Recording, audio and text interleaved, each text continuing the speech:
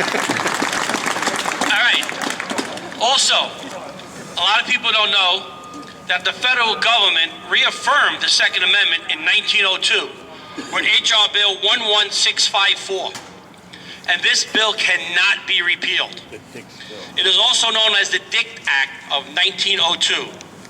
It's the Efficiency of Militia Bill. This bill invalidates all so-called gun control laws. It divides the militia into three distinct and separate groups. The three group classes are the organized militia, henceforth known as the National Guard of the state, territory, and District of Columbia. The unorganized militia and the regular army. The militia encompasses able-bodied male, and as we all know, includes female too.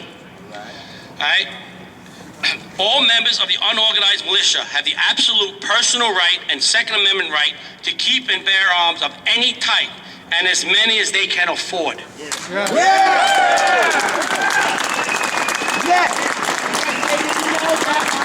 I guess our elected officials don't know about this bill, because everything they doing can be invalidated by this bill right here. Yeah. Right. Yeah. Treason. Right. Treason. Let's give him a hand. Whoa. Let's give him a hand. Give him an email.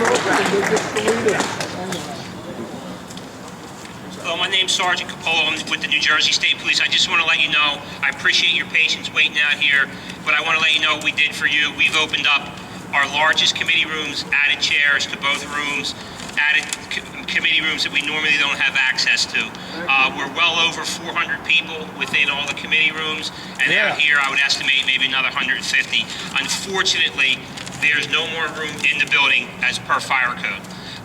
You're welcome to come out here. The only thing we did apply for a permit for you guys to gather out here. The only thing that I asked is that now that it's filled, is that this area be kept clear basically from the steps down. Only reason being is this is a working building and people have to have access to the building, employees and such. So just if the steps down, you feel free. I got the podium out here for you to speak.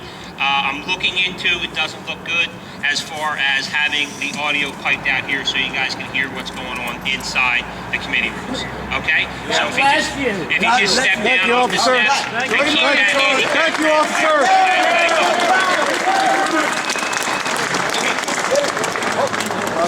All right, so if everybody can just separate and make a path so that people can walk through, and also leave the handicap ramp access for anybody who needs to use it. If anybody wants to speak or say something, you're more than welcome to come up here and use the mic. You have to say something? Hello? From the hearing room when they refused to honor their own rules for that hearing. We were all told we would Get up to the mic. Get up to the mic. Get up to the mic. We were all told when we went into the hearing room and registered. When we registered to hear. Step up to the mic. Gotta get right up to it. That mic working. That mic working. Not yet. Speak up. Speak up. Just say it loud. We will hear you. Hey. I was removed from the hearing room when I refused to sit there and listen to them with their double standard for their own rules. We were all told we would get 2 minutes to testify. One of the first witnesses that came to the stand was State Senator Loretta Weinberg. She sat there and started running her mouth, and after 4 minutes, some of us started murmuring. You told us we only got 2 minutes per witness.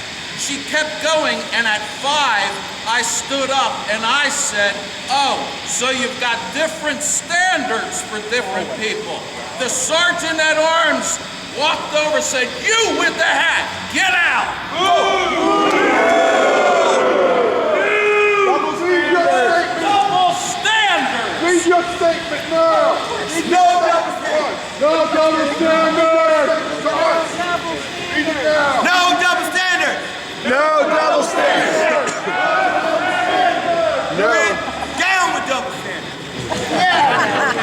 I'm gonna tell y'all one more thing. I want everybody to realize this. Trenton has become a better place than we all have expected.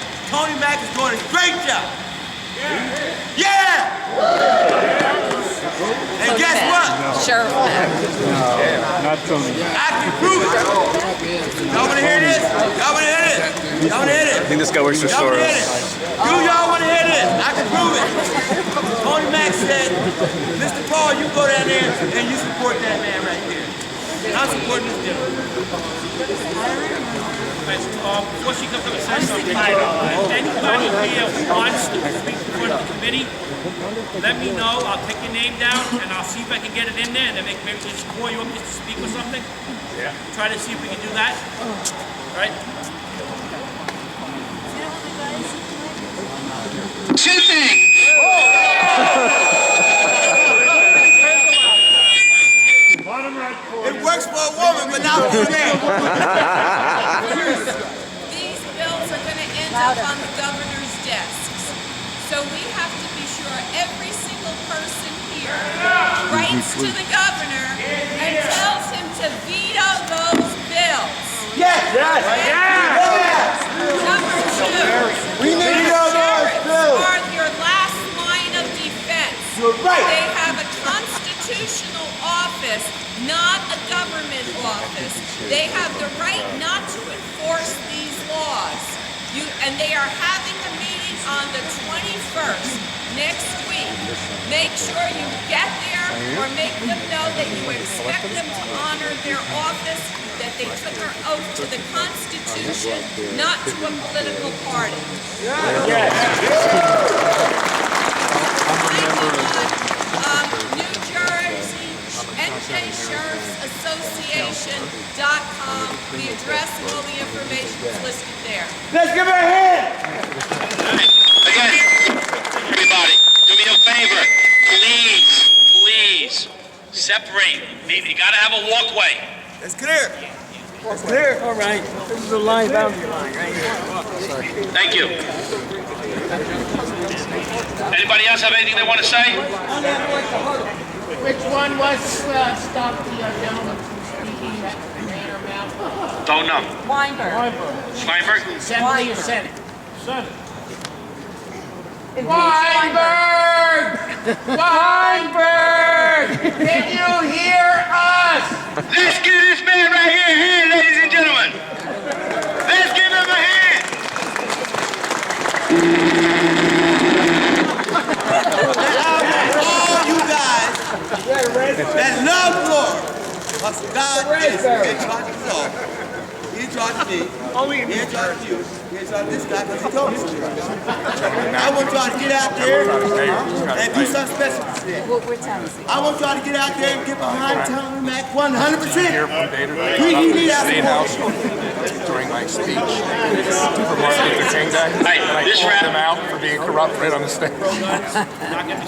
He knows me and where I live. I Individual go out to politicians everybody in Ocean today. County. Okay, so this is just for the NJ2AS and all other pro-gun people. Right, so please, if you have something to say about that, please come up and speak it. But don't come up and talk about any individual people. Thank you. Tell them we support the police too. Haters. That's what you told me. You told, remember that? You said haters. Haters. No, get the fuck out of here. Get the fuck out of here. Chill out, bro. Chill out. Chill out, bro.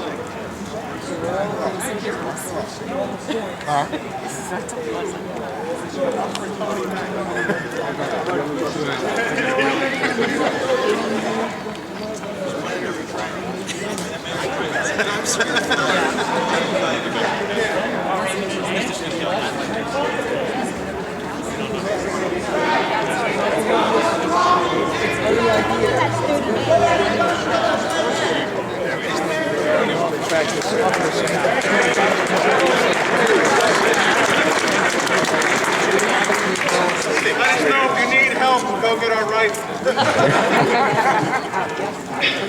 Thank you, sir. He was that sick that scared him. Anybody have anything they want to say or speak? And all where he's going. Anybody have a speech they plan to speak upstairs? They want to practice here in front of us? So we can all hear it? Keep going here. 2 minutes. Hi. My father was a social studies teacher, and he taught me the Constitution at a young age. And basically, I was taught that the Constitution is the law of the land. Here we are debating constantly where they are clearly violating the Constitution. If people break their oaths, I was taught they're treason, traitors. I mean, the dialogue needs to be trained. We have traitors amongst our midst, and they're instituting these so-called laws that deny our God-given, inalienable rights. And people, where's the indignation? There should be 20,000 people here. This is across the country. This is not a phenomenon in New Jersey. We're seeing this across the land. And I have buddies that are troopers and stuff, and they all know it. I have a brother-in-law who's a court officer. They all know it. People are following because they're getting paid their paychecks. People need to stand up. We have treason in this land. We've been sold out. And until we get to that dialogue, we will not be free men. This is our watch. We have an opportunity and a responsibility to hand liberty to our children. It was given to us by forefathers who lost property, lives. They would be hung. People here are worried about, I'll miss a day of work. Maybe my pension will go. Maybe I won't get job advancement. But the dialogue has to be changed, that it's only crazy old white men that are worried about their guns. No, we are worried about freedom and liberty, and that's the discussion. And the people that want to deny our rights are traitors to the Constitution.